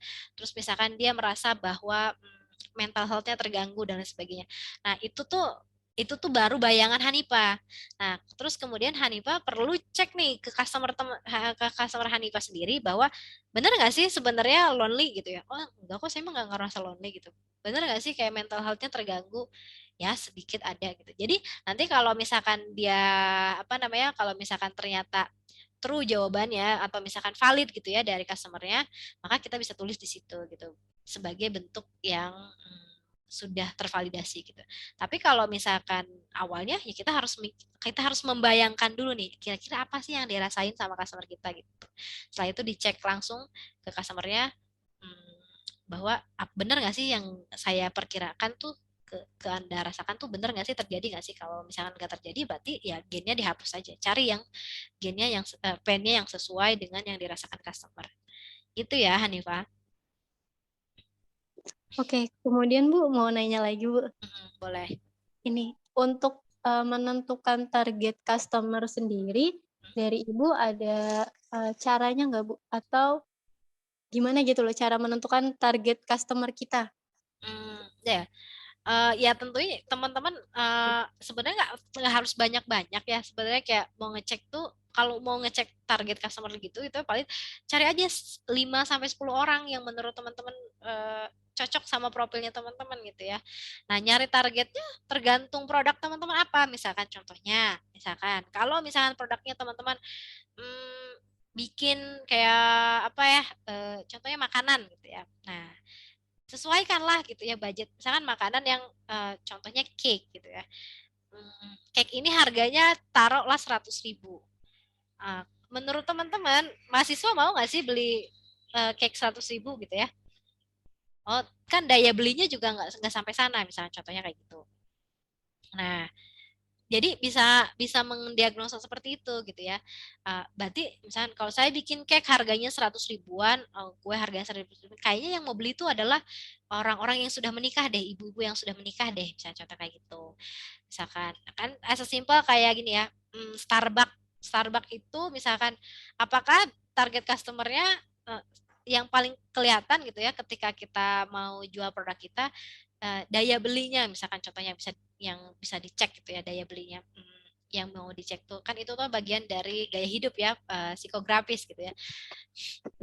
Kalau misalkan orang-orang yang beli Starbucks itu bisa jadi orang-orang yang penghasilannya di atas UMR. Karena kalau misalkan sudah tidak di atas UMR, mungkin dia belinya misalkan apa namanya tuh cendol cincau dan sebagainya. Nah, nanti tinggal ditanya gitu sama customer, nanti tinggal nanya sama customernya kayak gini, boleh tahu nggak gitu ya, pendapatan kamu tuh berapa sih gitu ya, misalkan kayak gitu. Misalnya saya pendapatan misalnya 1 sampai 3 juta. Oh, 1 sampai 3 juta gitu ya. Itu kan bisa mendeteksi tuh gitu ya. Cocok sama produk kita apa enggak. Terus misalkan kira-kira menurut kamu beli produk itu apa sih yang paling penting gitu, contohnya rasanya enak, oh packagingnya harus mahal atau kayak gimana. Nah itu identifikasi seperti itu yang langsung ditanyain langsung ke customernya gitu ya. Misalnya kayak gini, kita udah punya rancangan nih, saya mau target saya tuh adalah mahasiswa. Oh mahasiswa, oke. Misalkan apa sih yang mau dicek dari mahasiswa? Misalkan behavior yang terlihat, kamu suka beli baju berapa kali dalam 1 bulan gitu ya. Kamu punya budget untuk beli baju enggak kayak gitu. Terus menurut kamu fashion itu perlu up to date apa enggak? Contohnya kalau misalkan teman-teman mau jualan baju. Terus misalkan kalau contohnya teman-teman mau jualan skincare atau make up contohnya kayak gitu ya. Menurut kamu perawatan kulit itu penting apa enggak? Kayak gitu ya. Menurut kamu orang berdandan tuh penting bagi atau enggak gitu. Ya kita bisa ngecek seberapa sering, seberapa penting gitu ya. Itu yang bisa teman-teman baca langsung atau tanyakan langsung ke customernya. Kayak gitu ya, Hanifah. Kebayang nggak? Oh iya, kebayang Bu. Oke. Kemudian ini Bu, sekali lagi Bu, terakhir. Boleh. Tadi aku masih kurang paham Bu mengenai perbedaan inovator dengan early adopter kayak gitu. Bisa minta tolong dijelaskan kembali Bu secara lebih detail mungkin. Oh, ya udah tinggal nanya. Sebenarnya kan yang paling ketara sekali dari inovator dan early adopter adalah dia mau bayar ya. Jadi teman-teman tinggal ngomong kayak gini, kalau sekiranya produk ini saya launching dalam waktu 1 bulan, kamu mau nggak bayar? Gitu. Boleh nggak kamu, misalkan kayak gini, saya nggak apa-apa deh bayarnya misalkan 30-70 gitu. Jadi kalau misalkan sistemnya pre-order, kalau misalkan 30% ini misalkan contohnya kamu mengeluarkan harga produk 100.000 misalkan contohnya ya, nggak apa-apa deh, mau nggak kamu bayar 30.000 gitu. Ya aku mau kok gitu. Nanti 70.000-nya kamu boleh bayar nanti setelah produknya ada gitu. Tapi make sure produknya beneran ada ya kalau teman-teman melakukan hal seperti itu misalkan contohnya. Jadi kamu mau nggak aku tulisin nomor handphonenya? Nanti kalau misalkan aku hubungi kamu, kalau misalkan produknya udah jadi, nanti aku hubungin kamu. As simple kayak gitu. Jadi teman-teman, inovator itu bisa dicek, maaf ya, dari mau bayar apa enggak pakai sistem per order, atau misalkan mau naruh sesuatu hal yang sifatnya berharga seperti nomor handphone, nomor email kayak gitu ya. Nah, jadi kalau misalnya diminta, saya boleh minta nomor handphonenya nggak? Buat apa ya gitu? Buat dihubungi? Nggak perlu deh kayak gitu. Nah, mungkin bisa jadi itu bukan innovator gitu ya. Itu cuman misalkan late majority atau early adapter. Jadi nanti teman-teman bisa ngecek tersebut ya. Jadi intinya si innovator itu mau bayar berapapun itu. Misalkan kayak cuman 100 rupiah, mau nggak kamu bayar 100 rupiah untuk produk ini? Kalau dia mau, dia akan mengeluarkan tersebut. Jadi itu bisa dianggap sebagai innovator. Kayak gitu ya. Dia mau mengeluarkan effort untuk mengeluarkan uang dan membayar produk kita walaupun produk kita belum sempurna. Gitu, gitu ya Hanifah. Oh gitu. Jadi mungkin gini kali ya Bu ya.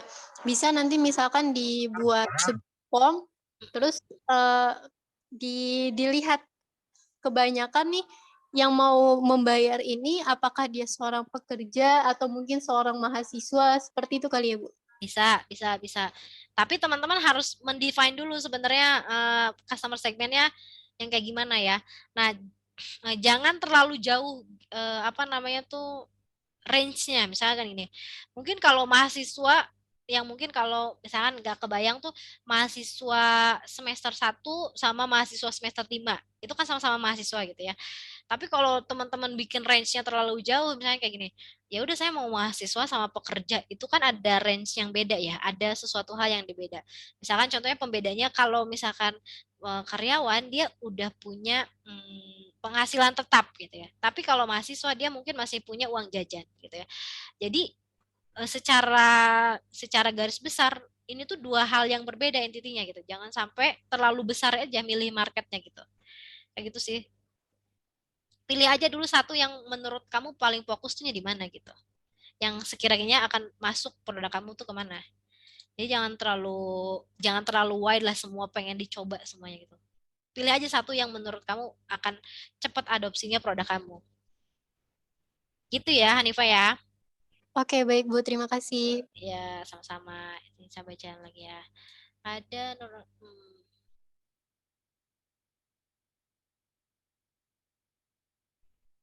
oh dia oke.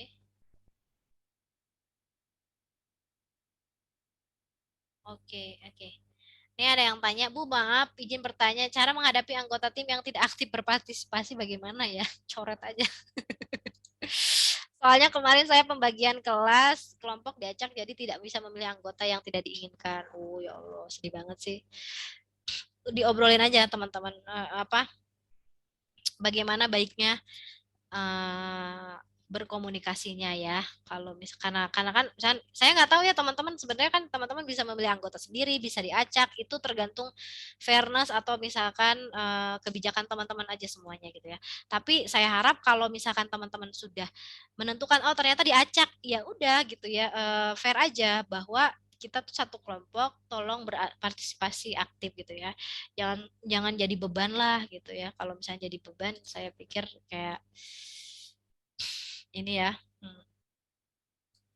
nggak usah dimasukin aja lah kalau kayak gitu mah. Tolong aktif lah ya. Saya bilang tolong kooperatif untuk satu semester ini gitu ya.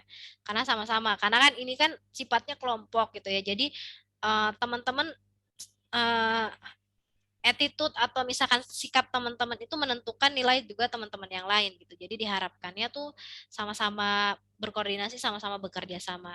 Caranya seperti apa gitu ya? Mungkin bisa jadi kalau saat ini saya nggak nyaman nih dengan cara kelompok seperti ini gitu ya. Tinggal diomongin gitu ya. Saya kan kemarin udah bilang caranya kan bisa diomongin gitu ya. Bisa dijelaskan mana yang sesuatu hal yang nggak suka dan tidak suka gitu ya. Saya pikir kalau sudah ya, mahasiswa sudah tidak harus diarahkan secara detail ya, kamu tuh harusnya begini begini begini. Saya yakin teman-teman bisa berdemokrasi dalam membuat pendapat ya. Oke, kita cek lagi. Dari Siti, Bu izin bertanya, kita kan sudah pernah belajar semester 2 matkul UI UX tentang membuat prototipe. Kira-kira apa ya Bu yang membedakan dengan matkul kewirausahaan? Nah, teman-teman itu sudah bagus ya, itu artinya modal. Kalau UI UX-nya, nah teman-teman itu tuh bisa dijadikan modal teman-teman dalam hal membuat produk. Misalkan contohnya, karena customernya teman-teman adalah mahasiswa, misalkan atau mahasiswa itu ketika ngeklik ketika layarnya, misalkan websitenya warna-warni, dia seneng nggak Pak? Nah, kayak gitu. Tapi misalkan kalau orang tua tuh misalkan dia lebih warnanya yang soft supaya matanya tidak terlalu sakit gitu ya. Jadi sebenarnya membuat prototipe UI UX itu sudah menjadi apa ya, saya kayak modal teman-teman. Nah sekarang yang lebih ditajamkan lagi di kewirausahaan itu adalah bagaimana teman-teman bisa melihat dari perspektif customer lebih dalam lagi gitu ya. Kalau UI UX itu kan spesifik untuk produk gitu ya, apa yang perlu ditampilkan di produk teman-teman gitu ya. Jadi dengan adanya tadi behavior, kemudian psikografis, itu misalnya kayak contohnya, kalau misal contohnya simpel gini ya, orang tua itu kan kalau nge-scroll itu cepat gitu ya teman-teman. Nah, taruhlah teman-teman bikin button yang bentuknya abu gitu ya. Sebenarnya button itu bisa diklik, tapi karena bentuknya abu, maka orang tua itu menganggap bahwa ini tuh buttonnya mati, tidak bisa berfungsi gitu ya. Nah, itu bisa didetect juga misalkan kayak gitu ya. Misalkan contohnya, kalau misalkan website teman-teman pakai fontnya Times New Roman, orang misalkan mahasiswa bisa langsung close gitu ya, karena kayak ini tidak menarik sekali gitu ya, fontnya cuma Times New Roman gitu ya di dalam website. Nah tapi kalau misalkan orang tua, karena mungkin orang tua lebih berpikir secara fungsionalitas gitu ya, maka dia akan akan tetap membaca website tersebut gitu. Nah itu kan sebenarnya lebih menyatukan dari segi sisi bisnisnya dan segi behavior orang tuanya ke dalam prototipe UI UX yang kita sudah pelajari. Kebayang nggak, Siti? Kebayang, Bu. Oke, sip. Ada lagi yang mau ditanyain nggak? Kita cek lagi pertanyaan selanjutnya. Oke. Maaf ya Bu, bertanya terkait pengumpulan tugasnya gimana ya? Nanti saya bikin link di Elena ya. Kalau yang kemarin dalam membuat kelompok itu nggak perlu dikumpulin ya teman-teman. Tinggal membuat kelompok dan kesepakatan aja sebenarnya. Jika Bu izin bertanya, apakah dengan ide bisnis yang akan kita buat nanti ini, kita harus ngejual produknya atau sebatas ide aja? Kalau teman-teman pengen dapat nilai A+, dipastikan tolong teman-teman bisa sampai menjual ya. Saya nggak define sampai harus berapa menjualnya, tapi yang jelas sampai bisa tahapan teman-teman dapat revenue. Mau revenue-nya dapatnya cuma Rp100, itu nggak jadi masalah. Tapi yang jelas teman-teman bisa sampai menjual produknya gitu ya. Kalaupun misalkan ternyata sifatnya contohnya mungkin untuk aplikasi yang sifatnya besar gitu ya, setidaknya teman-teman bisa pakai pre-order gitu ya. Pre-order itu misalkan teman-teman bayar 10% dari harga 100%-nya, contohnya kayak gitu. Tapi dipastikan ya teman-teman, kalau misalnya teman-teman menjanjikan orang yang sudah mau membayar, berarti fisiknya harus ada gitu. Jangan jadi bodong gitu ya. Pastikan kayak kalau teman-teman tuh bisa sampai menjual produk itu ke tangan yang tepat walaupun misalkan belum sempurna. Contohnya teman-teman mengambil produk yang contohnya tuh apa ya? Contohnya mungkin makanan gitu ya. Packagingnya belum heboh, belum kayak bagus gitu ya. Tapi yang jelas dia makanannya udah ada gitu ya. Nah itu bisa contohnya. Terus misalkan contohnya sesimpel kayak kalau teman-teman bikin yang secara digital, dari misalkan 3 fitur yang jadi andalannya, misalnya 1 fitur yang memang jadi andalan itu sudah harus selesai kayak gitu ya. Gitu ya Cika. Kalau misalkan mau sampai nilai A+, berarti harus bisa sampai menjual produknya, sampai ada customer yang mau beli ya. Tapi kalau misalkan cuma mau prototipe aja ya mungkin bisa dinilai B gitu ya. Bayang ya? Iya, Bu. Makasih, Bu. Sama-sama. Oke, apa lagi nih? Bu, izin bertanya ini minimal customer-nya berapa ya? Kalau sebenarnya untuk ngecek validasi dari customer Gen dan Pen-nya itu mungkin teman-teman sebenarnya nggak perlu banyak-banyak ya, 3, 5, 10 juga, maksimal 10 juga nggak jadi masalah. Jadi ini cuma test case aja. Test case untuk ngecek bahwa apa yang di ide kalian tuh sama yang dipikirkan dengan customer gitu ya. Tapi kalau customer yang mau beli ya sebanyak-banyaknya. Tapi itu nanti tahapannya nanti ya setelah kita belajar marketing dan lain sebagainya gitu. Tapi kalau untuk mengecek valid apa enggaknya ide kita itu ya nggak perlu banyak-banyak gitu ya. Oke. Tugasnya dikumpulkan di mana ya Bu di pekan ini? Kalau pekan ini nggak ada tugas yang dikumpulkan ya. Oke.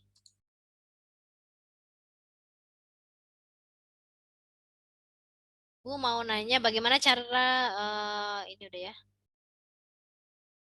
Mengatasi tim kelompok tidak menghargai situasi dan kondisi orang lain. Kan ada mahasiswa yang ada kerja gitu Bu, tapi mau oke. Oke. Oke, jadi kalau misalkan teman-teman misalkan, nah maksudnya gini ya, posisi teman-teman tuh satu sama lain tuh penting ya menurut teman-teman. Jadi kalau misalkan ada yang bekerja gitu ya, ya kalau teman-teman yang bekerja kan artinya dia punya jam kerja ya, maka tinggal dikonfirmasi kapan waktu luangnya yang bisa gitu ya. Terus kemudian kalau misalkan ternyata pengerjaannya misalkan yang perlu ditaruhlah yang bagi orang bekerja, kalian bisa langsung spesifikkan aja lagi. Misalnya contohnya, kamu pekerjaannya ini aja ya gitu supaya ya yang lain bisa diselesaikan sama yang lain. Menurut aku tuh kayak teman-teman tuh bisa memoderasi satu sama lain gitu ya, bukan malah saling menekan satu sama lain dalam hal berkelompok. Jadi kalau misalkan ternyata si orang ini tuh nggak bisa, ya udah bikin spesifik, ditanya dulu mana yang spesifikasi kamu bisa kerjakan. To the point aja gitu ya, jangan berasumsi kayak bahwa dia mah nggak mau kerja udah dan sebagainya karena dia punya kesibukan yang lain. Ditanya dulu aja spesifikasi. Kalau misalkan orang tersebut sudah tidak apa namanya tuh tidak kooperatif ya mungkin nanti ada, silakan teman-teman bisa rundingkan juga kira-kira penyelesaiannya seperti apa gitu ya. Jadi teman-teman juga memoderasi lah, jangan langsung kayak apa ya, ini kayaknya dia nggak bisa bekerja sama, ditanya aja, ditanya, make sure gitu ya. Kalau misalkan mungkin bagi orang yang ada orang yang easy going tuh di satu kelompoknya gitu yang bisa nanya secara nyaman ke orang lain itu boleh nanya, atau misalkan ketua kelompoknya yang punya inisiasi kira-kira gimana ya supaya kita bisa bekerja sama gitu ya, ditanya. Jangan main hakim sendiri aja. Oke.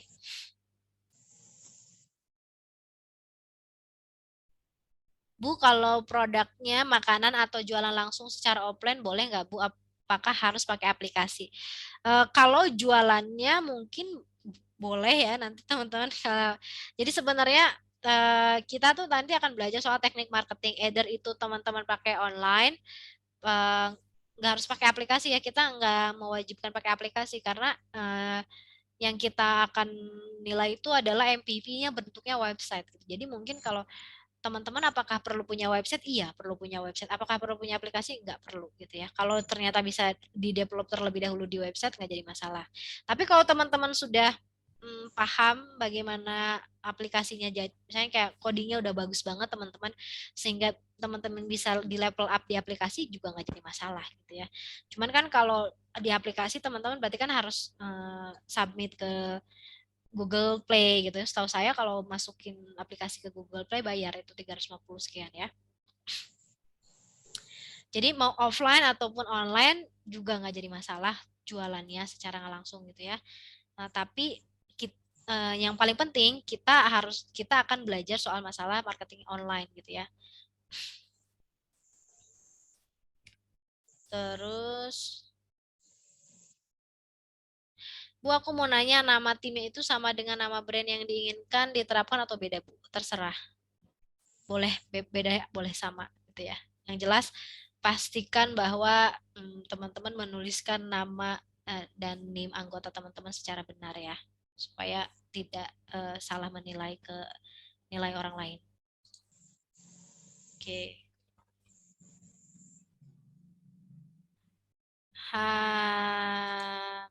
Hana. Oh iya Bu, untuk sistem validasinya apakah harus ada buktinya Bu, seperti wawancara dengan sedang wawancara dengan customer, atau harus ada bukti foto dan hasil wawancaranya? Kalau teman-teman merasa bisa, ya pastinya harus ada dokumentasi ya, tapi maksudnya dokumentasinya nggak harus terlalu ribet gitu ya. Misalnya contohnya sesimpel chat WA, terus teman-teman juga sudah punya daftar yang mau diwawancarainya seperti apa. Sebenarnya mungkin pertemuan minggu depan kita akan ngebahas juga tuh apa namanya tuh, gimana cara wawancara yang baik gitu ya. Nanti mungkin dikumpulkannya nggak harus minggu depan juga ya si tugas ini. Nanti kita mungkin setelah pertemuan minggu depan lagi, setelah kita bahas gimana caranya wawancara, nah baru tugas ini dikumpulkan gitu ya. Jadi kalau sekarang teman-teman bikin ide produk, ideasinya seperti apa, rancangannya kira-kira gitu ya. Nanti kalau sudah ada, nanti kita bisa langsung terjun tanya ke customer-nya. Yang penting teman-teman dibikin dulu rancangannya.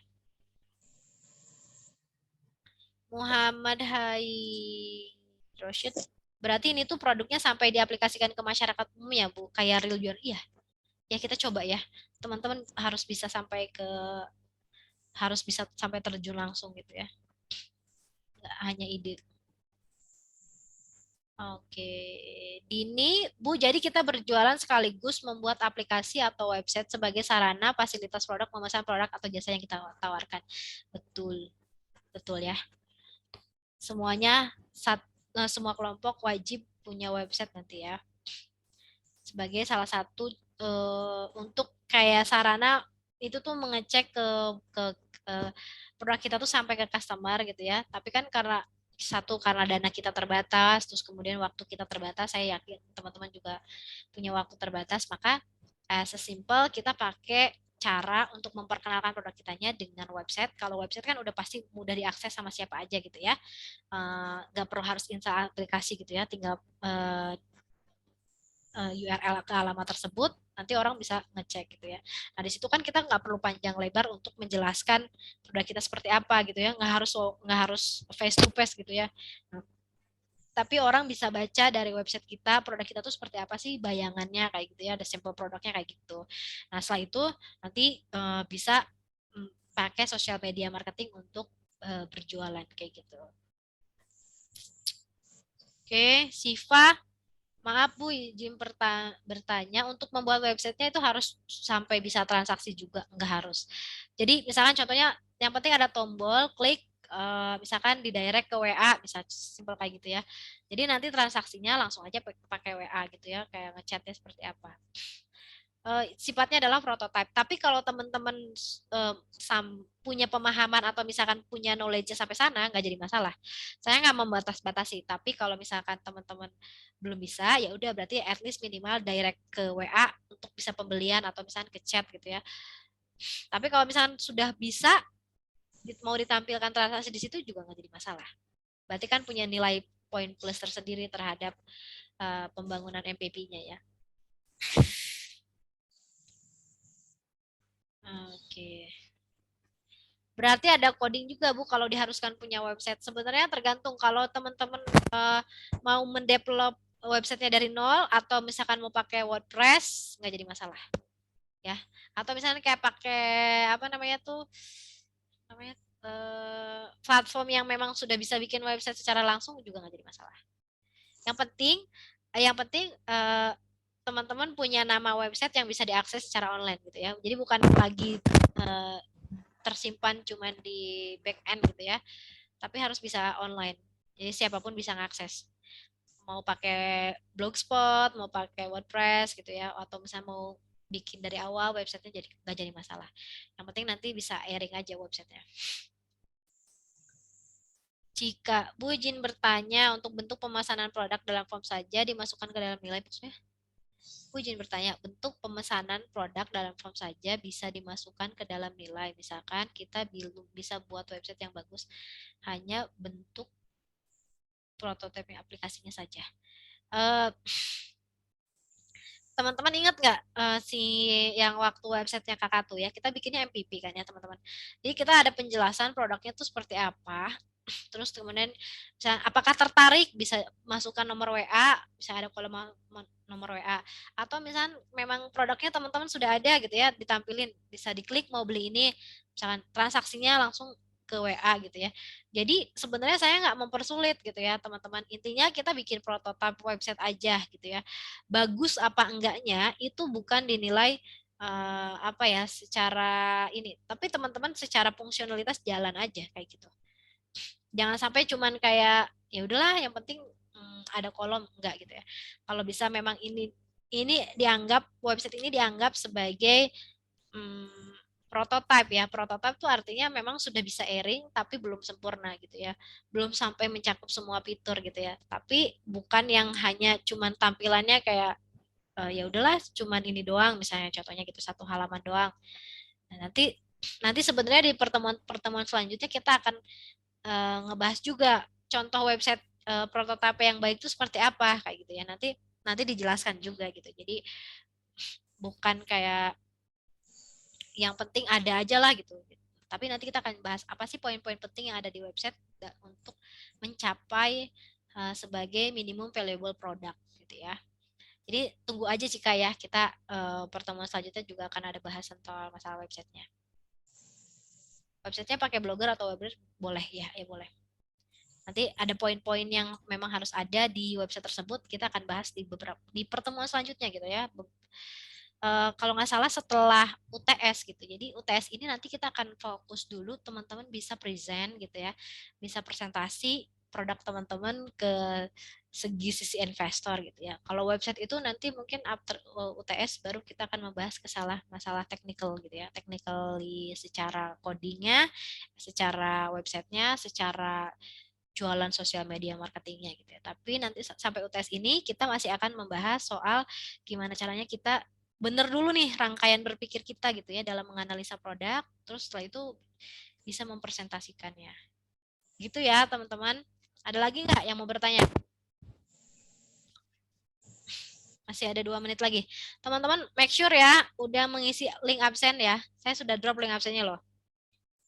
Dan kalau karena saya pegang beberapa kelas gabungan, jadi mohon maaf sekali kalau misalkan absennya agak telat gitu ya teman-teman. Saya pasti masukkan gitu ya. Kalau misalkan ada yang mau izin silakan aja ngechat ke saya gitu ya. Nah tapi kalau misalkan update absensi,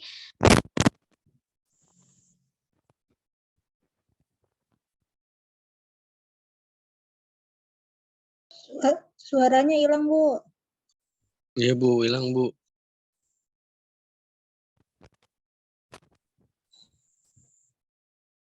Suaranya nggak kedengaran, Bu.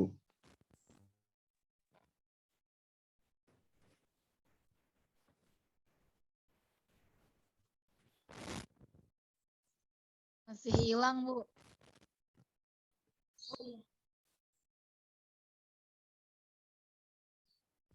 Oke. Nah, pastikan juga ya teman-teman NIM, nama, kelas itu sesuai gitu ya. Kalau kalau di KRS nama teman-teman tuh Muhammadnya dipanjangin, jangan disingkat jadi M gitu ya. Karena itu nanti susah pendeteksiannya bagi saya untuk nginputnya gitu ya. Karena kan saya ada beberapa rumus untuk bisa ngecek bahwa sebenarnya teman-teman hadir apa enggak gitu ya. Kemudian